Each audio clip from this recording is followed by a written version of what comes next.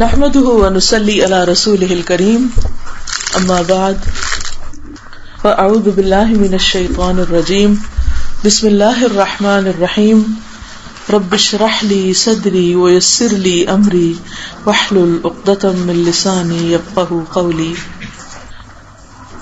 الرحمن علم القرآن خلق الانسان علمه البیان. رحمان اسی نے قرآن سکھایا، اسی نے انسان کو پیدا کیا اور اسے بولنا سکھایا. اللہ تعالی ہم سب کا خالق ہے. یہ دنیا بھی اس نے بنائی اور ہمیں بھی اسی نے بنایا. پھر ہماری ہدایت کے لیے پیغمبر بھیجے. آخری پیغمبر محمد الرسول اللہ صلی اللہ علیہ وسلم تھے، جن کے ذریعے یہ کتاب نازل کی، ان پر یہ قرآن اتارا گیا، انہوں نے یہ قرآن ہم تک پہنچایا. یہ قرآن رحمت ہے، شفا ہے، نور ہے، ہدایت ہے ہم سب کے لیے. یہ اللہ تعالیٰ کی بہت بڑی رحمت ہے کہ اس نے ہمیں دنیا میں بھٹکنے کے لیے نہیں چھوڑ دیا، بلکہ ہمارے ہر مسئلے کا حل بتایا. یہ الگ بات ہے کہ ہم قرآن نہ پڑھیں اور اپنے مسائل کا حل معلوم نہ کریں. اللہ تعالیٰ نے اپنی خاص رحمت سے ہمیں ہر چیز کا جواب دیا ہے. کس معاملے میں، کس موڑ پر، کب، کیا کرنا چاہیے اور کیا نہیں کرنا چاہیے، ایک ایک چیز کی تفصیلی رہنمائی اس کتاب میں موجود ہے. یہ سورت قرآن پاک کی بہت خوبصورت اور بہترین سورتوں میں سے ہے، جس میں اللہ تعالیٰ اپنی نعمتوں کا ذکر فرماتے ہیں اور بار بار اس بات کا ذکر کرتے ہیں کہ ہم ان پر غور و فکر کریں اور ان کو پہچانیں، ان کا انکار نہ کریں. تو فرمایا الرحمن، بہت مہربان، بار بار رحم فرمانے والا، بہت ہی مہربان. اور اس کی رحمت کس سے پتہ چلتی ہے کہ علم القرآن، اس نے قرآن کی تعلیم دی ہے، خود اس نے دی ہے. تو یہ قرآن کسی انسان کا لکھا ہوا نہیں، کسی فرشتے یا جن کی طرف سے نہیں، بلکہ خود اس کائنات کے خالق کی طرف سے ہے. وہی خالق جس نے انسان کو بنایا تھا اور انسان کو دوسری مخلوق سے مختلف بنایا. علمہ البیان، اس کو بولنا سکھایا. بولنے کی طاقت، بولنے کی قوت اور پھر ایسے الفاظ بولنے کی قوت، یہ اللہ کی نشانیوں میں سے ہے. بولنے کو تو، آوازیں نکالنے کو تو جانور بھی نکالتے ہیں. ہر ذی روح کسی نہ کسی طرح اپنے جذبات کا اظہار کسی نہ کسی زبان میں ضرور کرتا ہے، لیکن انسان کا بولنا ان سب سے مختلف ہے، جس میں ہماری زبان، ہمارے دل، دماغ، سوچ، یہ ساری چیزیں انوالو ہوتی ہیں. اور پھر بولنے کے مختلف طریقے، مختلف زبانیں ہیں. دنیا میں ہزاروں زبانیں، ہر علاقے کے لوگ اپنے اپنے طریقے پر، اپنے اپنے انداز میں مختلف چیزوں کے بارے میں مختلف نام انہوں نے رکھے ہوئے ہیں اور مختلف طریقے سے اپنے جذبات کا اظہار کرتے ہیں. انسان تو وہی انسان ہے، اور انسان کی خواہشات، تمنائیں، آرزویں، سوچیں اور بہت سی صلاحیتیں ایک ہی طرح ہوتی، لیکن ان کے اظہار کا انداز فرق ہوتا ہے. اور یہ بھی بڑی حیرت ہوتی ہے، کوئی فرینچ بول رہا ہے، کوئی انگریزی بول رہا ہے، کوئی جرمن بول رہا ہے، کوئی پنجابی بول رہا ہے، کوئی پشتو بول رہا ہے. کس طرح ایک انسان لفظ بولتا ہے اور پھر دوسرا شخص اس لفظ کو سمجھتا ہے، اور ہر شخص اپنی اپنی سمجھ کے مطابق اس کو سمجھتا ہے. ایک ہی بات ہوتی، لیکن لینے والوں کا، سننے والوں کا ظرف اور سوچ مختلف ہوتی. اور یہ کمیونیکیشن ہی ہوتی ہے جس کی بنا پر انسانوں کے درمیان محبتیں یا نفرتیں جنم لیتی ہیں. اگر بہترین کمیونیکیشن ہو، انسان ایک دوسرے کی بات اچھی طرح سمجھے، تو اچھی انڈرسٹینڈنگ ہوتی اور اس سے زندگی آسان ہو جاتی. لیکن اگر انسان دوسرے کی بات نہ سمجھے اور اس کو غلط رنگ دے یا اس سے بدگمانی کرے تو وہی بات ہوتی ہے لیکن کچھ اور رنگ اختیار کر جاتی. اس سے زندگی دوبھر ہو جاتی ہے، مشکل ہو جاتی. یہی زبان ہے جو انسانوں کے دلوں کو پتہ کر لیتی. یہی زبان ہے کہ جو انسان کو عروج سے زوال کی طرف لے جاتی، محبت کو نفرت میں بدل دیتی. بعض اوقات اور کوئی وجہ نہیں ہوتی آپس کے تعلقات کی خرابی کی، صرف زبان کا غلط استعمال ہوتا ہے یا غلط طریقے سے جذبات کا اظہار کیا جاتا ہے. بعض اوقات جذبات بھی اچھے ہوتے ہیں لیکن ان کے اظہار کا طریقہ اچھا نہیں ہوتا یا وہ طریقہ دوسرے کو پسند نہیں آتا. تو اس کی حفاظت کی طرف نبی صلی اللہ علیہ وسلم نے بہت زیادہ توجہ دلائی. ایک موقع پہ آپ نے فرمایا کہ انسان بے خیالی میں ایسی بات کرتا ہے جس نے سوچی نہیں ہوتی، لیکن اس کی وجہ سے اس کو ایک دم جنت میں بلند ترین درجے مل جاتے ہیں. اور اسی طرح ایک دوسرا انسان بے خیالی میں کوئی بات کرتا ہے اور وہ اس بات کی وجہ سے جہنم کی گہرائیوں میں جا پہنچتا ہے. زبردست پاورفل ٹول ہے یہ، اور انسان کو ساری مخلوق سے ممتاز کرتا ہے، الگ کرتا ہے. گائے بھینس بھی سنتی ہیں، بلی کتا کو بھی سننے کی شاید صلاحیت ہم سے زیادہ ہو، لیکن انسان کا سننا ان سے مختلف ہے. انسان صرف سنتا نہیں، سن کے پھر سنا بھی سکتا ہے، اور اس سنانے میں پھر آگے انسان کی خیر و بھلائی یا انسان کے شر کا دروازہ کھل جاتا ہے. تو یہاں پر فرمایا کہ خلق الانسان علمہ البیان، اس نے انسان کو پیدا کیا اور انسان کو بولنا سکھایا، اور پھر یہ بولنا اور یہ سننا علم حاصل کرنے کا ذریعہ بھی ہے. اسی سے انسان اللہ کا ذکر بھی کرتا ہے، اسی سے انسان دوسروں کے دل بھی توڑتا ہے، اسی سے انسان محبت کی چاشنی دوسرے کے دل میں گھولتا ہے، اور اسی سے انسان زندگی کو کڑوا کر کے رکھ دیتا ہے.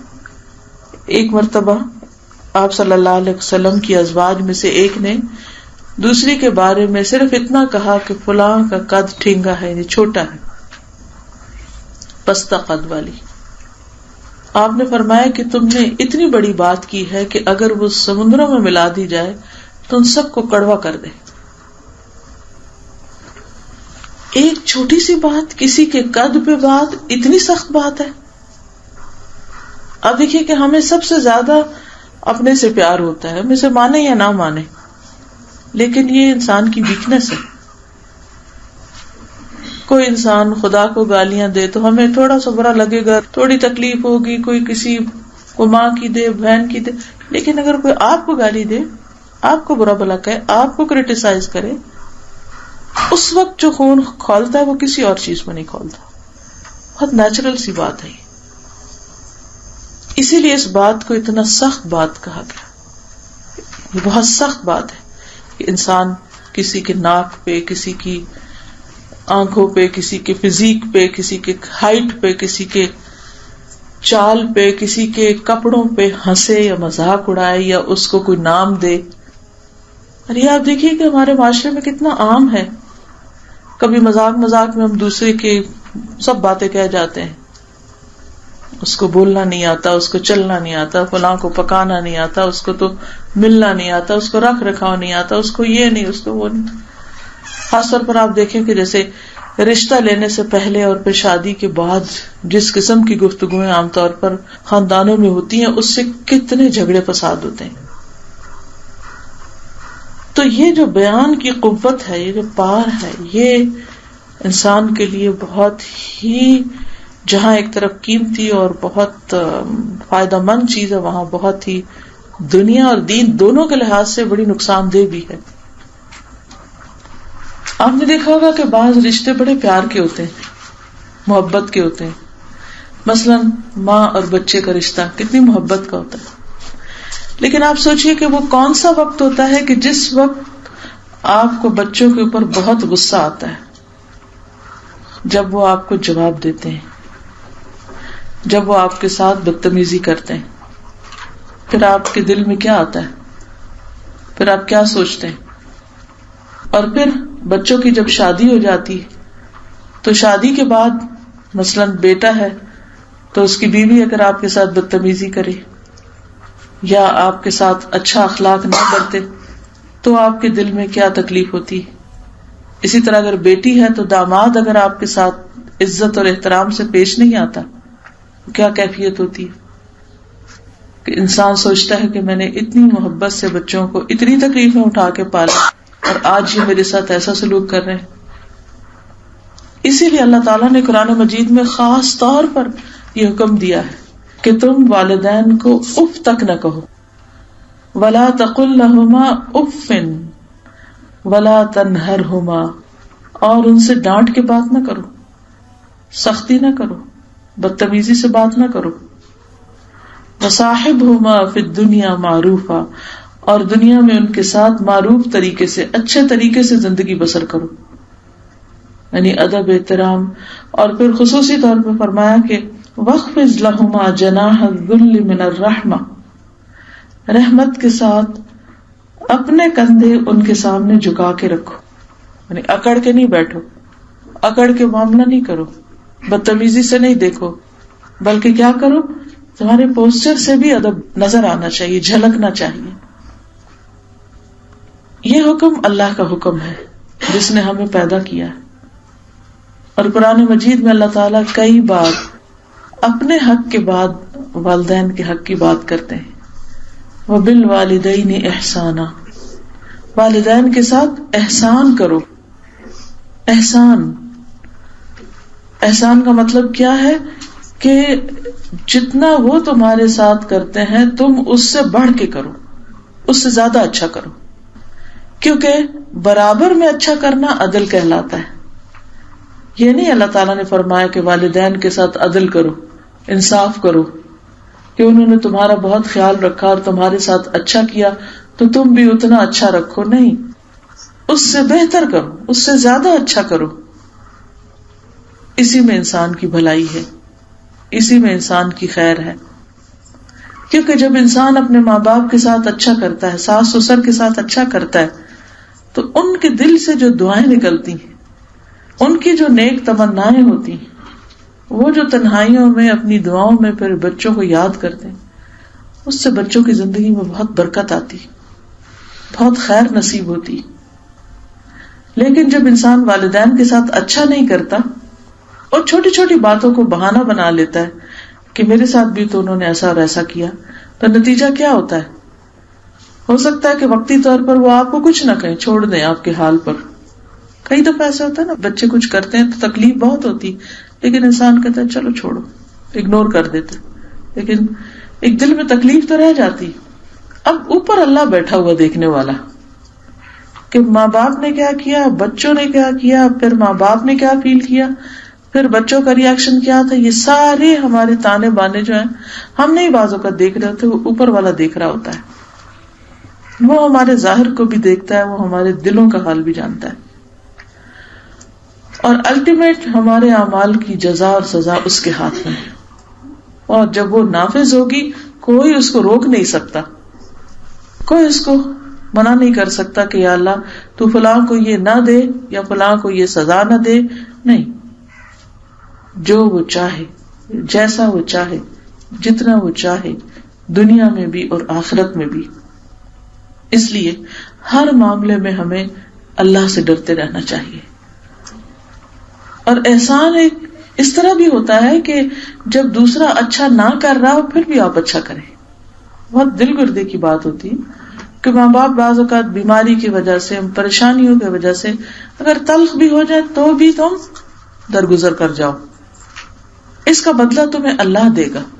اور اگر تم نے ان کے ساتھ اچھا نہیں کیا تو والدین کے ساتھ بدتمیزی یا والدین کے ساتھ برا سلوک ان گناہوں میں سے ہے جس کی سزا انسان کو آخرت سے پہلے دنیا میں بھی مل جاتی ہے.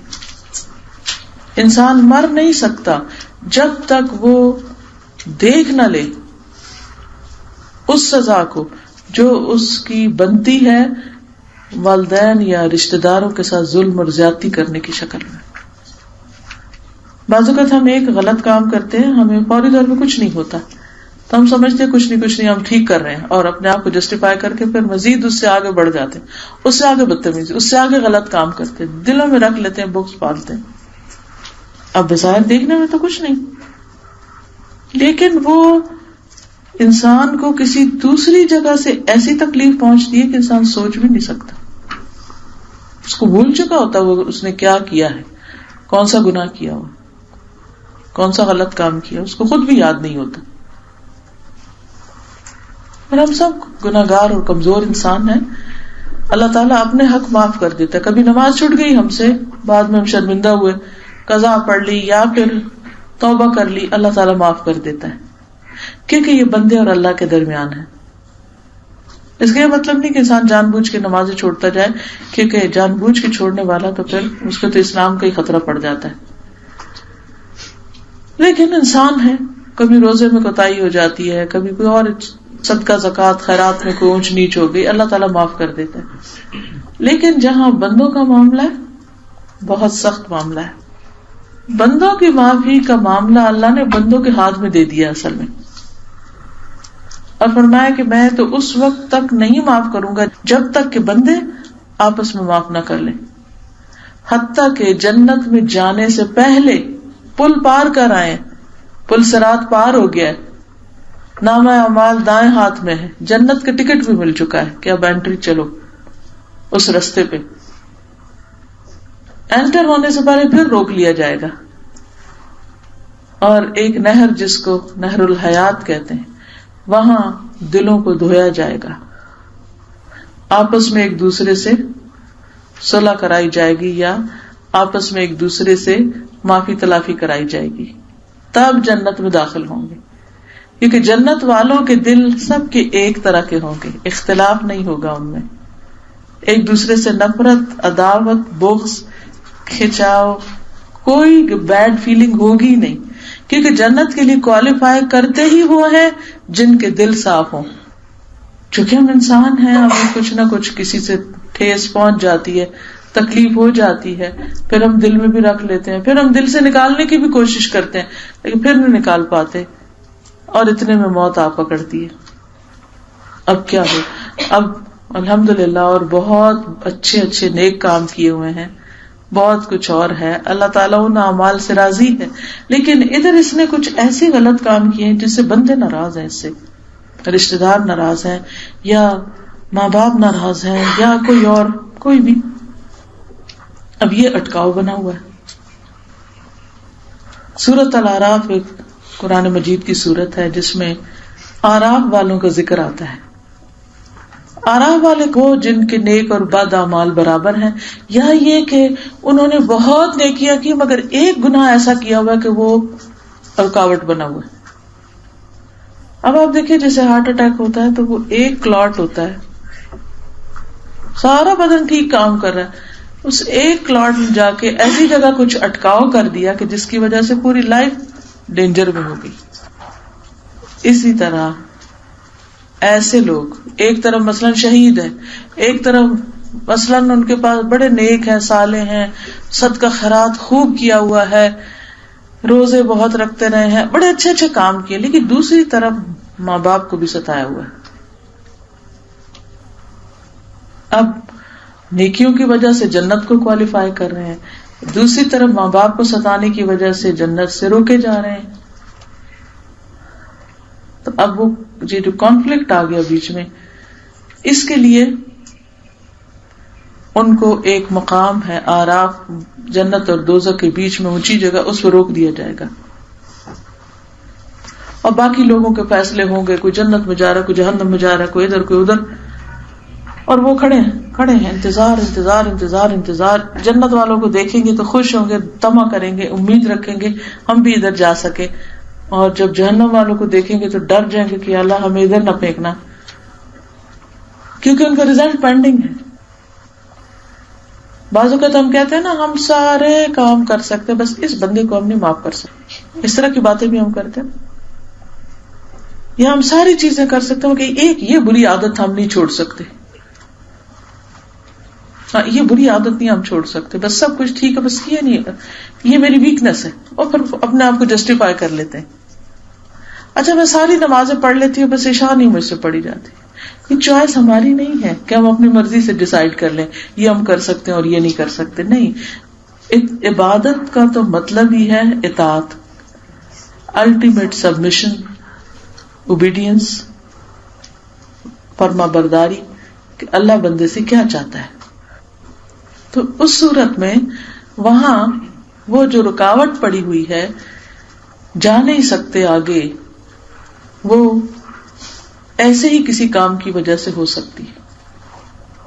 آپ نے اپنی زندگی میں بھی دیکھا ہوگا کہ بعض اوقات آپ جو دعا مانگتے فوراً قبول ہو جاتی، جو مانگتے فوراً مل جاتا ہے، لیکن کوئی ایک چیز ہوتی ہے ساری زندگی اس کے لیے مانگتے رہتے ہیں اور وہ نہیں قبول ہوتی. تو انسان کہتا ہے کہ مسئلہ کیا ہے، میں نے اتنی قبولیت کی گھڑیوں میں مانگا، میں نے عمرہ کر کے مانگا، میں نے کعبہ دیکھ کے یہ چیز مانگی، میں نے فلاں چیز فلاں جگہ ایسا کیا ایسا کیا، اور ہمیں نہیں سمجھ آتی کہ کیا رکاوٹ ہے یہاں. اس وقت انسان اپنے اعمال کو دیکھے کہ کہیں میں کہیں اللہ کے ساتھ تو نہیں ایسا کر رہی کہ کوئی اپنا ایک عمل ہے اسے بدل ہی نہیں رہی، چھوڑ ہی نہیں رہی. آپ اس کو چھوڑ کے دیکھیں آپ کا وہ مسئلہ حل ہو جائے. اللہ تعالی کا نظام بڑے عدل پر مبنی ہے، اور یہ جو ہمارے لیے رکاوٹیں آ جاتی ہیں نا زندگی میں، یا کوئی دعائیں قبول نہیں ہوتی، یہ بھی ایک رحمت ہے اس کی. اس سے ہمیں اپنی اصلاح کا موقع مل جاتا ہے، اپنے محاسبے کا موقع مل جاتا ہے، اپنے آپ کے جائزے کا موقع مل جاتا ہے کہ ہم کچھ گڑبڑ کر رہے ہیں اور ہمیں درست ہو جانا چاہیے. اگر ہمارا ضمیر زندہ ہو، ہماری سوچ اچھی ہو، تو پھر مشکل نہیں ہوتی، پھر انسان خیر اور بھلائی کی طرف بڑھ جاتا ہے. کیونکہ اللہ تعالیٰ آگے فرماتے ہیں الشمس والقمر بحسبان والنجم والشجر یسجدان، سورج اور چاند حساب سے ہیں، ستارے اور درخت دونوں سجدہ کرتے ہیں. والسماء رفعها ووضع المیزان، اسی نے آسمان کو بلند کیا ہے اور اس نے ترازو رکھی ہے، میزان رکھا ہے.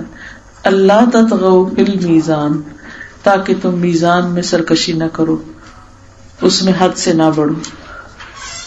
یعنی وہ رب جس نے سورج، چاند، ستاروں، درختوں کو اطاعت کا حکم دیا اور وہ کر رہے ہیں، وہ رب جس نے زمین میں انصاف رکھا اور اس نے لوگوں کو حکم دیا، وہ ہم سے بھی کیا چاہتا ہے کہ ایک طرف ہم اللہ کی اطاعت کریں، کمپلیٹ سبمیشن، اور دوسری طرف کیا کریں، دوسری طرف ہم عدل سے کام لیں، بندوں کے حقوق کا خیال رکھیں اور ہر ایک کو اس کے مقام پر رکھے. عدل کا مطلب یہ نہیں ہوتا سب کو ایک لاٹھی سے ہانکنا. عدل کیا ہے کہ جو جس جگہ پر ہے اس کو وہاں رکھا جائے. اب ایک طرف آپ کے بچے ہوتے ہیں، دوسری طرف آپ کے والدین ہوتے ہیں، کیا دونوں کے ساتھ برابر سلوک عدل ہے؟ نو، دونوں کے ساتھ برابری عدل نہیں ہے.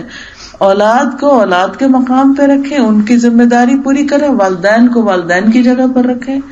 ادب، احترام، احسان، یہ عدل ہے، یہ انصاف ہے، یہ خیر اور بھلائی ہے.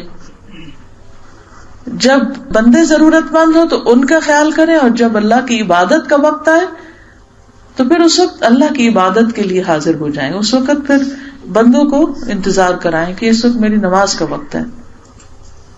ہم کیا کرتے ہیں؟ اللہ کے وقت میں بندوں کے حق کو یاد کرتے رہتے ہیں، اور بندوں کے حق میں ہمیں اللہ یاد آ جاتا ہے، گڑبڑ کرتے ہیں، تو عدل سے کام نہیں لیتے.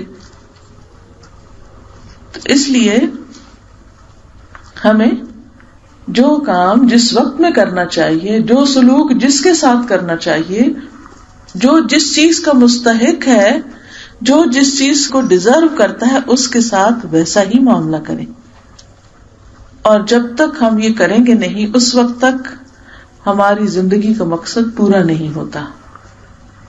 پھر اللہ تعالیٰ فرماتے ہیں وَأَقِيمُوا الْوَزْنَ بِالْقِسْطِ وَلَا تُخْسِرُوا الْمِيزَانَ، انصاف کے ساتھ وزن کو ٹھیک رکھو اور تول میں کمی نہ کرو. تول سے مراد یہاں حق دینے میں، کہ جو جس چیز کو ڈیزرو کرتا ہے اس کے حق میں کمی نہ کرو. مزدور کی مزدوری، اجرت، بڑوں کا حق، چھوٹوں کا حق، رشتہ داروں کا حق، غیروں کا حق، پڑوسیوں کا حق، پرندوں کا حق، جانوروں کا حق، سب کے طرف جس چیز کو استعمال کرتے ہو اس کا حق.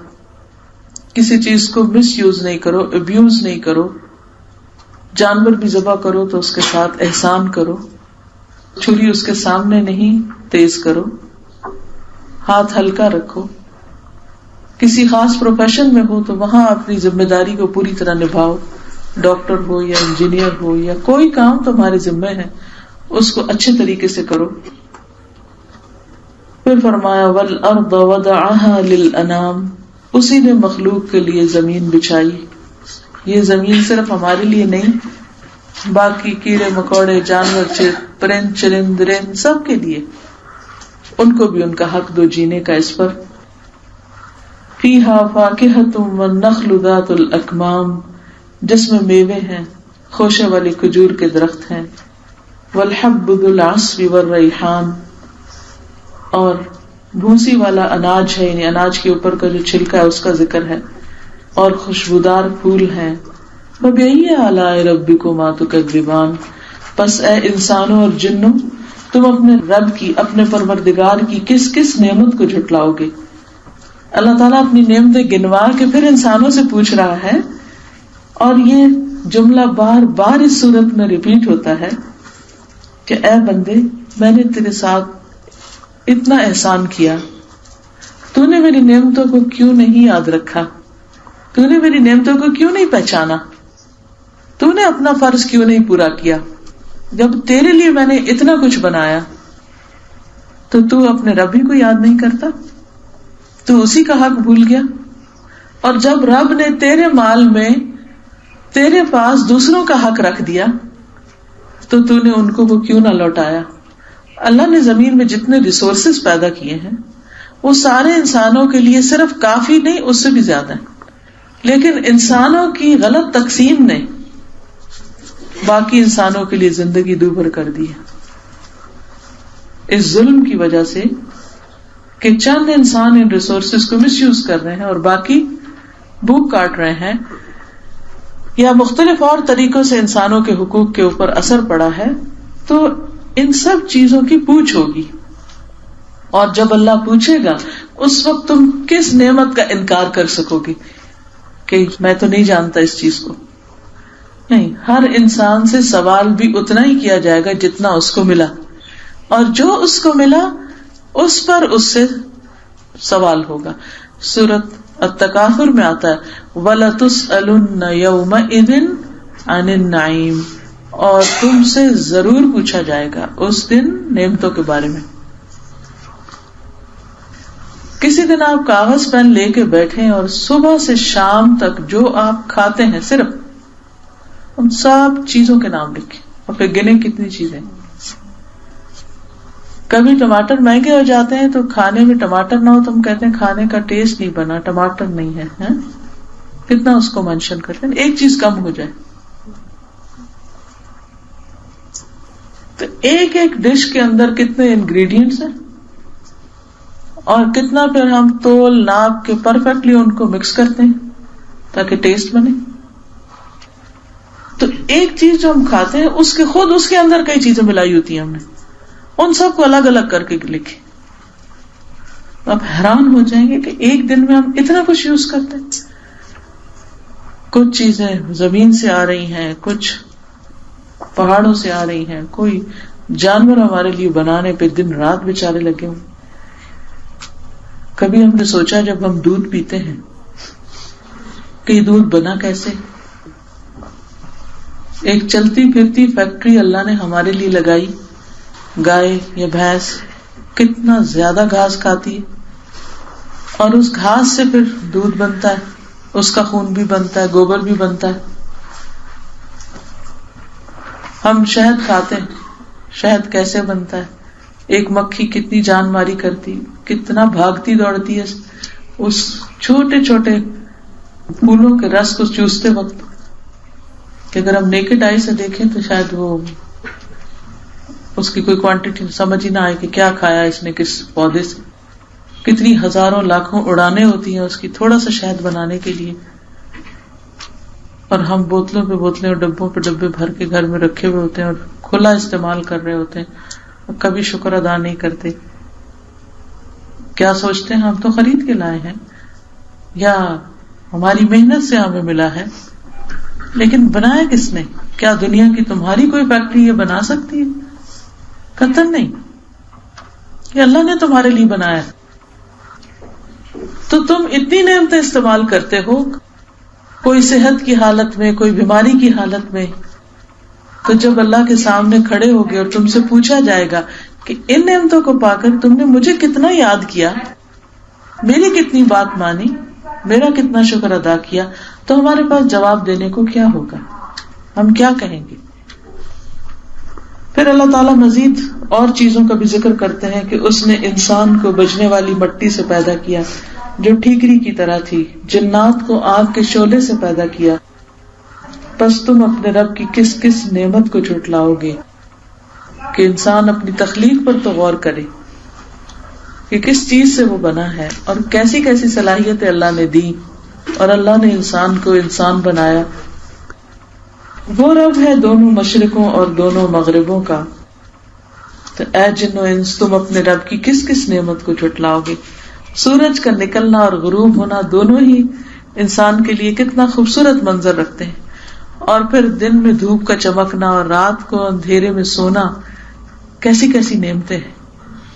اگر ایک ہفتہ مسلسل سورج نظر نہ آئے تو دل کی کیا کیفیت ہوتی، اور اگر رات کو بھی سورج غروب ہی نہ ہو تو ہمارا حال تھکاوٹ سے کیا ہو. مرج البحرین یلتقیان، اس نے دو دریا جاری کر دیے جو ایک دوسرے سے مل جاتے ہیں. اور دیکھو کہ مختلف سمتوں سے پانی آتا ہے، پھر ایک جگہ ان کا ملاپ ہو جاتا ہے، وہ بھی کتنا خوبصورت منظر ہوتا ہے. بینہما برزخ لا یبغیان، ان کے درمیان ایک آڑ ہے کہ اس سے بڑھ نہیں سکتے. کبھی کلر ڈفرنٹ ہوتا ہے تو وہ مکس نہیں ہوتا، کبھی ٹھنڈا اور گرم، کبھی میٹھا اور کھاری. یہ آج کے دور کے انسان نے ڈسکور کیا. پانی تو کہیں بھی اکٹھا کرے فوراً ایک دوسرے میں گم جاتا ہے، لیکن وہ ساتھ چلتے ہوئے بھی اپنی آئیڈینٹی کیسے برقرار رکھتا ہے. کتنے سبق ہیں اس میں عقل رکھنے والوں کے لیے. یہ ساری نعمتیں اور یہ منظر اور یہ خوبصورتیاں اور یہ ضروریات انسان کی کس نے پوری کی، کس نے بنائی؟ کون ہے خالق، کون ہے مالک، کون ان سب کو پھر مینٹین بھی کیے ہوئے کہ یہ سب کچھ مسلسل مستقل طور پر ہو رہا ہے. ہم تو ایک دن عبادت کرتے ہیں، دوسرے دن پھر چھوڑ دیتے ہیں، ہمارے اندر کوئی اسٹیبلٹی نہیں. لیکن اللہ نے ہمارے لیے جو چیزیں پیدا کی ہیں وہ جم کے لگ کے کھڑی. مثلاً آپ اپنے باغ کے کسی پودے کو دیکھیں، سارا سال وہ ایک جگہ کھڑا ہے، ادھر ہی کھڑا ہے، اور پھر وہ پودا پھل دے دیتا ہے، پھر پھل دے دیتا ہے، پھر پھل دے. وہی کتنا تابعدار ہے، کھڑا ہے، وہ ادھر ادھر نہیں بھاگ کے جا رہا. جہاں آپ اس کو چھوڑ کے جاتے ہیں وہیں جا کے دیکھتے ہیں. تو ہمارا کیا حال ہے؟ ہم اپنے رب کے حضور کتنی دیر کھڑے ہوتے ہیں؟ ہماری نماز میں خشوع کتنا ہے؟ ہم کوئی بھی کام کرتے ہیں تو تھوڑے دنوں میں اکتا جاتے ہیں، ہم کہتے ہیں انف از انف، بہت کر لیا. خاص طور پر نیکی کا کام. برائی کرتے نہیں تھکتے، لیکن نیکی کسی کے ساتھ تھوڑی سی بھی کر لیتے پھر ہم اکتا جاتے ہیں. عام طور پر کیا ہوتا ہے، ابتدا میں مثلا کہ خدا نخواستہ کہیں ڈیتھ ہوتی ہے، سارے لوگ آ جاتے ہیں، جذبات میں سب آ جاتے ہیں، ایک ہنگامہ کر دیتے ہیں، ایک رش کر دیتے ہیں، پھر اس کے بعد سارے چلے جاتے ہیں، پھر آہستہ آہستہ سب بھول جاتے ہیں، سارے اپنے کاموں میں لگ جاتے ہیں، اور آپ وہاں اکیلے اپنا صدمہ سہنے کو، سب چلے گئے. تو انسانوں کے مزاج کے اندر ہے ہی نہیں. تو ہر چیز میں تبدیلی آ جاتی ہے. لوگ بدل جاتے ہیں، دل بدل جاتے ہیں، حالات بدل جاتے ہیں، نفرت محبت میں تبدیل ہو جاتی ہے، محبتیں بے رخی میں تبدیل ہو جاتی ہیں. یہ ساری چیزیں اللہ کے اذن سے ہوتی ہیں. چونکہ اللہ نے امتحان کے لیے ہمیں بنایا، اس لیے وہ مسلسل تبدیلی کرتا ہے. اور پھر ہم سے دیکھتا ہے کہ اس تبدیلی میں ہم اس کی اطاعت میں جمے رہتے ہیں کہ نہیں، ہمارے اندر استقامت آتی ہے یا نہیں، ہم وقت پہ حاضر ہوتے ہیں یا نہیں.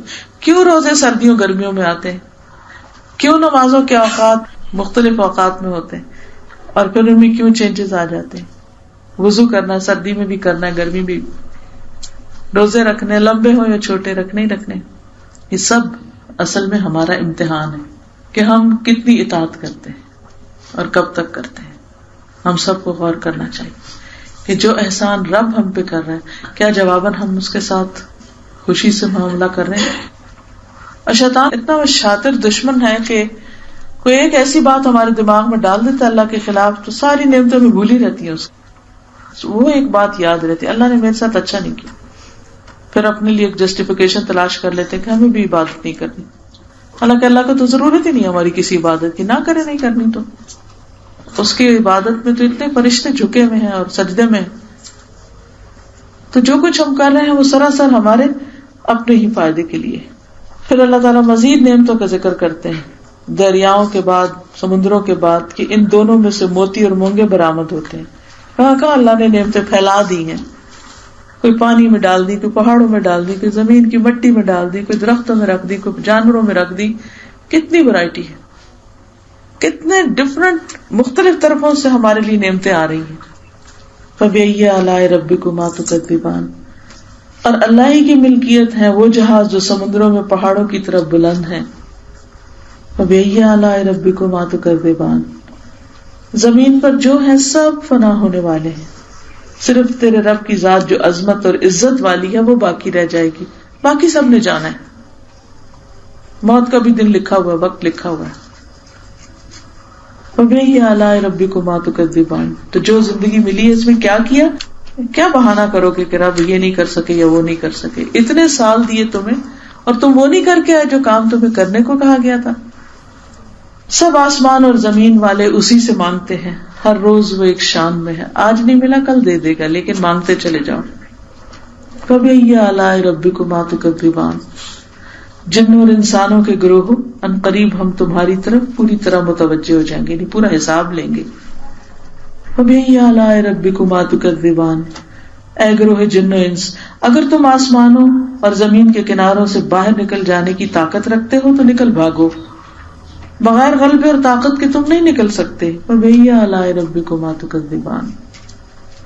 یعنی تم اللہ سے بھاگ کے کہیں نہیں جا سکتے، کنٹرول میں پوری طرح. تم پر آگ کے شعلے اور دھواں چھوڑ دیا جائے گا، پھر تم مقابلہ نہ کر سکو گے. فَبِأَيِّ آلَاءِ رَبِّكُمَا تُكَذِّبَانِ. پھر جب کہ آسمان پھٹ کر سرخ ہو جائے جیسے سرخ چمڑا، یعنی قیامت کے دن آسمان رنگ بدلے گا اور پھر سرخی مائل ہو جائے گا. فَبِأَيِّ آلَاءِ رَبِّكُمَا تُكَذِّبَانِ. تو اس وقت تم اپنے رب کی کون سی نعمتوں کا انکار کرو گے کہ ہمیں نہیں ملی تھی؟ پہلے ان کا تو حساب دو جو ملا ہوا. اس دن کسی انسان اور کسی جن سے اس کے گناہوں کے بارے میں نہیں پوچھا جائے گا. تو خود ہی پتہ چل جائے گا کہ کون کیا کر کے آیا.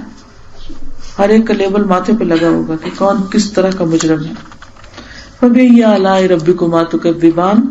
گناہگار صرف حلیے سے پہچان لیے جائیں گے، شکلوں پہ آ جائے گا، چہروں پہ آ جائے گا کون کیا کرتا ہے. ان کی پیشانیوں کے بال اور قدم پکڑ لیے جائیں گے. پس تم اپنے رب کی کن کن نعمتوں کو جھٹلاؤ گے. یہ ہے وہ جہنم جسے مجرم جھوٹا سمجھتے تھے، اس کا انکار کرتے تھے. اس کے اور کھولتے ہوئے گرم پانی کے درمیان چکر کھائیں گے. بھڑکتی آگ میں جلیں گے تو پیاس لگے گی، پانی پینے کو جائیں گے تو ابلتا پانی ہوگا، پھر واپس آئیں گے، پھر وہاں جائیں گے، پھر زندگی اسی میں گزر جائے گی. فَبِأَيِّ آلَاءِ رَبِّكُمَا تُكَذِّبَانِ. لیکن وہ شخص جو اپنے رب کے سامنے کھڑے ہونے سے ڈرا، اس کے لیے دو باغ ہیں. کبھی ایک میں ہوگا، وہاں سے تھوڑا دل بھر گیا تو دوسرے میں چلے گئے، دوسرے سے، یعنی اس کے پاس زیادہ چوائسز ہوں گی جو اپنے رب سے ڈر کے کام کرے. فَبِأَيِّ آلَاءِ رَبِّكُمَا تُكَذِّبَانِ. دونوں جنتیں بہت سی ٹہنیوں اور شاخوں والی ہیں. فبأي آلاء ربكما تكذبان، پھر تم اپنے رب کی کس کس نعمت کو جھٹلاؤ گے؟ ان دونوں جنتوں میں ہر قسم کے میووں کی 2 قسمیں ہوں گی، پھر تم اپنے رب کی کس کس نعمت کو جھٹلاؤ گے؟ جنتی ایسے فرشوں پہ تکیے لگائے ہوں گے جن کے استر دبیز ریشم کے ہوں گے. ان دونوں جنتوں کے میوے بالکل قریب ہوں گے، یعنی ہر وقت فریش سپلائی ہوگی، ڈائریکٹ فرام دا ٹری. یہ نہیں کہ پہلے رکھ کے ڈبوں میں ادھر ادھر پیکنگ میں ان کو ریزرو کر کے رکھا ہوگا، نہیں، لٹک رہے ہوں گے اور جس وقت جہاں سے چاہیں گے صرف اشارہ کریں گے تو وہ آٹومیٹکلی ان تک پہنچ جائیں گے جو بھی وہ کھانا چاہیں گے. وہاں شرمیلی نگاہ والی حوریں ہیں جنہیں ان سے پہلے کسی جن و انس نے ہاتھ نہیں لگایا. بس اپنے پالنے والے کی کس کس نعمت کو جھٹلاؤ گے؟ تو اس سے پتہ چلتا ہے کہ عورت کا جو حسن ہے اس کے شرم و حیا میں ہے. وہ یاقوت اور مونگے کی طرح ہوں گی. بس تم اپنے رب کی کن کن نعمتوں کو جھٹلاؤ گے؟ احسان کا بدلہ احسان کے سوا کیا ہو سکتا ہے؟ اپنے رب کی کس کس نعمت کو جھٹلاؤ گے؟ اور ان کے سوا 2 جنتیں اور ہیں. بس تم اپنے رب کی کن کن نعمتوں کو جھٹلاؤ گے جو دونوں گہری سب سیاہی مائل ہیں، ڈارک گرین. فبأي آلاء ربكما تكذبان، ان میں 2 جوش سے ابلنے والے چشمے ہیں، نیچے سے اوپر فوارے.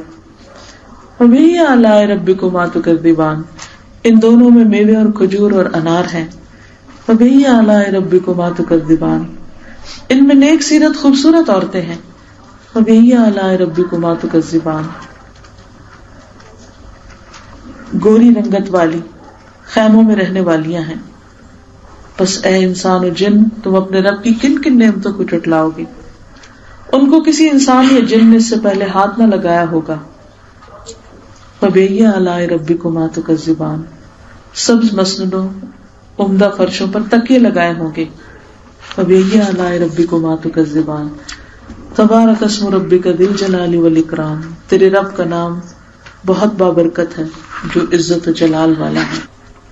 اس لیے تم اس کی عزت کرو یا نہ کرو، تم اس کے فیصلوں پر اعتراض کرو، جو بھی کرو، آخر کار اسی کے حضور حاضر ہوگے اور تمہارا معاملہ اسی کے ساتھ ہوگا. اللہ تعالی ہمیں اپنا پسندیدہ بنا لے. وآخر دعوانا ان الحمدللہ رب العالمین.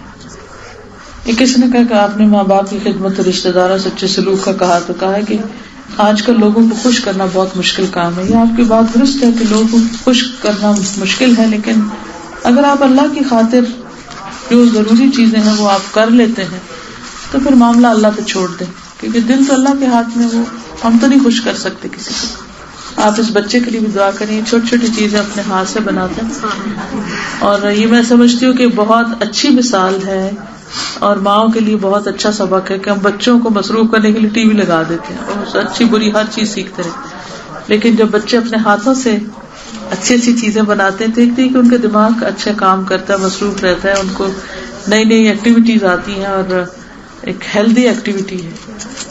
اور کسی کے آپ دیکھیے کہ کتنی خوبصورت چیز ہے، اور یہ صرف یہ آپ کاغذ سے بنی ہوئی ہے، صرف یہ ایک آرٹ ہے چیز کو موڑنے کا کہ کس اینگل پہ آپ نے اس کو موڑا ہے. میں تو ماں کو بھی کریڈٹ دیتی ہوں کہ جس نے بہت اچھے کام میں اپنے بچے کو لگایا ہے. ماں اگر تھوڑی سی بھی توجہ کرے تو بچوں کے اندر جو ٹیلنٹ ہے وہ باہر آئے اور انسانیت کے لیے بہت فائدے کے بن جائے. اور آپ کو پتہ ہے میرا کوئی ارادہ نہیں تھا سورۃ الرحمن کرنے کا. میں سن رہی تھی تو سنتے سنتے میرے دل کو عجیب ایک کیفیت ہوئی کہ اتنا کچھ اللہ نے اس سورت میں بتایا، خاص طور پر زبان کے بارے میں. علمہ البیان، اللہ نے تک بولنا سکھا دیا. اس بولنے سے میں نے کیا کام لیا؟ تو ایک طرف تو یہ ہے کہ اللہ کی رحمت ہے اس میں، دوسری طرف یہ ہے کہ اس میں بہت بڑی وارننگ زبان کے حوالے سے. سبحان اللہ والحمد للہ ولا الہ الا اللہ واللہ اکبر ولا حول ولا قوة الا باللہ العلی العظیم. اللہم صل علی محمد وعلی آل محمد کما صلیت علی ابراہیم وعلی آل ابراہیم انک حمید مجید. اللہم بارک علی محمد وعلی آل محمد کما بارکت علی ابراہیم وعلی آل ابراہیم انک حمید مجید. ربنا آتنا فی الدنیا حسنۃ وفی الآخرۃ حسنۃ وقنا عذاب النار ربنا لا تزغ قلوبنا بعد إذ هديتنا وهب لنا من لدنك رحمة إنك أنت الوهاب ربنا هب لنا من أزواجنا وذرياتنا قرة أعين واجعلنا للمتقين إماما لا إله إلا أنت سبحانك إني كنت من الظالمين لا حول ولا قوة إلا بالله العلي العظيم لا إله إلا الله وحده لا شريك له له الملك وله الحمد وهو على كل شيء قدير لا حول ولا قوة إلا بالله لا إله إلا الله لا نعبد إلا إياه له النعمة وله الفضل وله الثناء الحسن لا إله إلا الله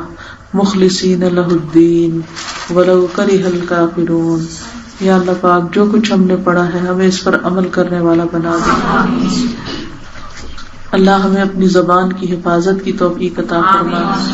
ہماری زبان کو اپنا ذکر کرنے والا بنا دے, شکر کرنے والا بنا دے, لوگوں کے لیے تکلیف اور آزاری نہیں, لوگوں کے لیے آسانی اور رحمت کا ذریعہ بنا دے. یا اللہ ہماری زبان سے ایسے کلمات نکلیں جو ہمارے لیے صدقہ بن جائیں. اللہ ہمیں ہر شر سے محفوظ رکھ, اور ہم سے جو بھی غلطیاں اور کوتاہیاں ہوئی ہیں کسی انسان کے بھی حق میں, اللہ تعالیٰ تو ہمیں بھی معاف کر دے اور ان کو بھی معاف فرما دے. یا اللہ تو ہم سب کو صحت اور عافیت سے نواز, اس گھر پر اپنی خیر و برکت نازل فرما, رحمت نازل فرما. جتنی بہنیں آئی ہیں ان کا آنا قبول فرما. یا اللہ تو ہم سب کو ہر برے وقت سے محفوظ رکھ, اور ہمارے گناہوں کی وجہ سے ہمیں نہ پکڑنا. اللہ پاکستان کی حفاظت فرما, اللہ ہر برے وقت سے بچا. یا رب العالمین ہر شخص جس بات پہ پریشان ہے ان کی پریشانی دور فرما. یا اللہ ہمارے بچوں کو صحت اور عافیت عطا فرما, انہیں نیک ہدایت عطا فرما, انہیں ایمان کی دولت نصیب فرما. ہمارے والدین پہ اپنی رحمت فرما. یا اللہ جو دنیا سے جا چکے ان کی بخشش فرما. یا رب العالمین تم ہماری اولاد کو ہماری آنکھوں کی ٹھنڈک بنا دے. اللہ انہیں ہمارے لیے آزمائش نہ بنانا, فتنہ نہ بنانا. یا اللہ ہمیں اپنی زندگی کی بھی قدر کرنے کی توفیق دے, عمل کرنا سکھا دے, اور جو کام بہترین ہو ہمیں ان رستوں پر چلا دے. یا اللہ ہم کمزور ہیں, ہمارے فیصلے بعض اوقات نقصان دہ ہوتے ہیں ہمارے اپنے ہی حق میں, ہمیں ہر معاملے میں بہترین فیصلے کرنے کی توفیق عطا فرما. یا رب العالمین ہم سب تجھ سے رحمت کی فریاد کرتے ہیں. یا اللہ تمام بیماروں کو شفائے کاملہ اور عاجلہ نصیب فرما. یا اللہ تو ہم سب کو اپنی زندگی سے بھرپور فائدہ اٹھانے کی توفیق دے, زندگی کا ایک ایک لمحہ اچھے کاموں میں گزرے, ہماری نیتوں کو اپنے لیے خالص کر لے. اللہم انی اعوذ بک من الہم والحزن والعجز والکسل والجبن والبخل وغلبۃ الدین وقہر الرجال. ربنا تقبل منا انک انت السمیع العلیم وتب علینا انک انت التواب الرحیم. وصلی اللہ تعالی علی خیر خلقہ محمد وعلی آلہ واصحابہ واہل بیتہ اجمعین برحمتک یا ارحم الراحمین. ویڈیو کے نیچے سبسکرائب کے بٹن پہ کلک کریں, بیل کے آئیکن پہ کلک کیجیے تاکہ ہر نئی ویڈیو کی نوٹیفیکیشن